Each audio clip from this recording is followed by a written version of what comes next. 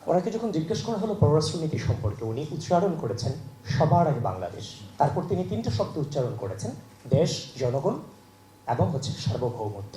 তিনি উচ্চারণ করেছেন বাংলাদেশে কাটাতারে যেমন ফেলানীকে হত্যা করে ঝুলিয়ে রাখা হয়েছে সেটার পুনরাবৃত্তি হতে দেওয়া হবে না। তিনি উচ্চারণ করেছেন আমার মানুষজনের উপর যদি আঘাত আসে তাহলে আমি বসে থাকবো না। লালটা না নীলটা?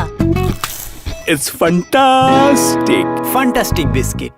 তিনি উচ্চারণ করেছেন যে আমি পানির ন্যায্য হিস্সা চাই। তিনি উচ্চারণ করেছেন বাংলাদেশের মানুষ ভারতের সাথে সম্পর্ক শীতল রাখার সিদ্ধান্ত নিয়েছে, আমি আমার জনগণের সাথেই আছি।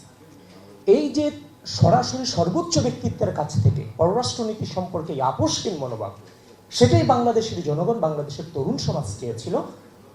আমরা পরিপূর্ণভাবে সেটার প্রতিফলন জনাব তারেক রহমানের কাছ থেকে পেয়েছি।